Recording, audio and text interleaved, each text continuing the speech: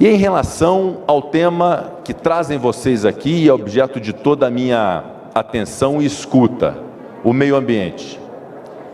Eu recentemente representei o Parlamento Brasileiro na COP26, a Conferência Mundial do Clima, realizada no Reino Unido, na Escócia. E lá pude observar com muita clareza duas coisas que me impactaram muito. A primeira delas, de que meio ambiente, que antes era, equivocadamente devo dizer, taxado como um tema romântico, poético, da esquerda, dos artistas, tornou-se uma preocupação mundial. O meio ambiente tornou-se um tema objeto de preocupação do capitalismo, por razões óbvias, sentidas por todos nós, como em Minas Gerais, o meu estado, sofrendo com as chuvas, o Rio Grande do Sul sofrendo com a estiagem, coisas que nunca aconteceram, estão acontecendo, fruto do meio ambiente. Então houve, evidentemente, uma grande considerável evolução e amadurecimento da preocupação em relação a esse tema no mundo. E o Brasil, definitivamente, para a sua sobrevivência enquanto economia, e uma grande economia que congrega mais de 200 milhões de brasileiros e brasileiras, que se não quiserem considerar como seres humanos, que considerem pelo menos como consumidores, esta nação tem a obrigação de ter a preocupação equivalente com o meio ambiente.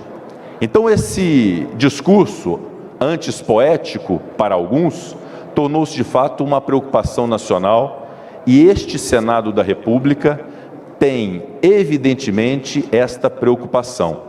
Tanto o senador Jacques Wagner, que pautamos projetos da Comissão de Meio Ambiente, sob a tutela do senhor, para a adaptação do Plano Nacional de Mudanças Climáticas ao Acordo de Paris, e outros projetos, inclusive de antecipação das metas de redução da emissão de gases de efeito estufa. Esses são os projetos que até aqui foram apreciados pelo Senado em matéria de meio ambiente, todos com o objetivo de salvaguardar o meio ambiente. Não é isso, Contarato? Então nós temos essa preocupação que foi por mim sentida, e voltei no mês de novembro com essa clareza de que se o Brasil se apartar dessa pauta do meio ambiente, estará fadado ao seu insucesso econômico. A segunda impressão que tive é que há, e é uma impressão impactante, da péssima imagem do Brasil lá fora, em termos de preservação do meio ambiente. Ora com razão, ora sem razão. É evidente que nós temos um problema hoje ambiental crônico e gravíssimo, que todos reconhecem que é a razão de ser da preocupação do aquecimento global e que deve ser a contribuição do Brasil, que é o desmatamento ilegal das nossas florestas, inclusive da floresta amazônica. Isso é um problema, isso é evidente, isto existe, e não adianta querer jogar a poeira por debaixo do tapete, porque nós temos que enfrentar este problema. Mas, por outro lado, Caetano, eu senti também uma incompreensão da comunidade internacional com uma realidade nacional que também existe. Nós temos no Brasil, hoje, uma matriz energética limpa muito mais do que todos os outros países da América Latina, fruto de uma sucessão de acontecimentos de diferentes governos. Eu não vou apontar um governo A ou um governo B, até porque eu sou absolutamente independente a governo, eu sou presidente do Senado e sou chefe de um poder e eu tenho que ter essa independência. Mas no Brasil nós temos uma matriz energética limpa. Nós temos uma legislação ambiental atual que impõe a quem é o detentor da terra limites de produtividade, inclusive com cotas, com mínimos de preservação e de área de reserva, de 20% a 80%, como é no bioma amazônico, nesse último caso, de 80%. Nós temos uma lei ambiental, a Lei 9.605, dos crimes contra a flora e a fauna, absolutamente rígida, com previsão de penas, inclusive penas chamadas penas corporais, de privação de liberdade, para aqueles que atentem contra o meio ambiente. O Brasil é um dos poucos países E é o único caso em que o crime contra o meio ambiente pode ser atribuído a uma pessoa jurídica. Nenhum outro crime pode ser atribuído a uma pessoa jurídica. No caso do meio ambiente, sim. Então nós temos uma evolução de 20 anos que deve ser considerada. Mas nós não podemos, a pretexto disso, deixar de reconhecer os problemas que temos. E quando se ventilam projetos, e aí digo, é absolutamente legítimo numa casa democrática que haja divergência de ideias.